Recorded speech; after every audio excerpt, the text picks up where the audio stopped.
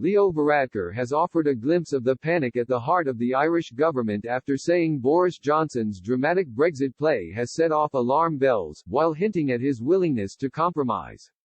Fine Gael leader Mr Varadkar, who is now deputy to current Taoiseach Michael Martin, suggested the difficulties, which arise as a result of the UK government's plans to introduce legislation today which is likely to override some aspects of the Northern Ireland Protocol, were not insurmountable.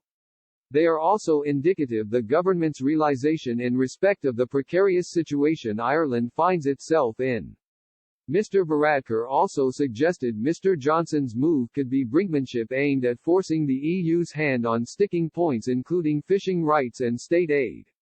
He also claimed the UK's kamikaze strategy had backfired. Mr Varadkar made reference to Northern Ireland Secretary Brandon Lewis' admission that legislation overriding parts of the withdrawal agreement would break international law. He said, "These were really extraordinary comments, and certainly set off alarm bells in Dublin." Nevertheless, Mr Varadkar told RTE Radio, "I think they want a deal." He suggested the remaining issues would not seem insurmountable. As Ireland's former leader, Mr Varadkar was involved in intense Brexit negotiations with the UK prior to unveiling of last year's withdrawal agreement.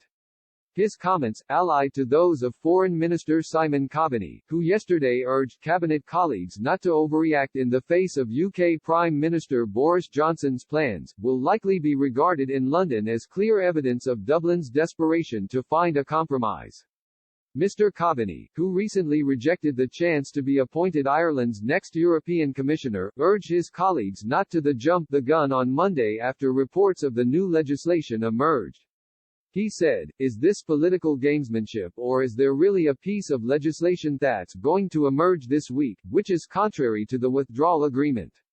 We'll have to wait and see." Ray Bassett, Ireland's former ambassador to Canada, Jamaica and the Bahamas, told Express.co.uk on Sunday the Irish government was watching events across the Irish Sea anxiously.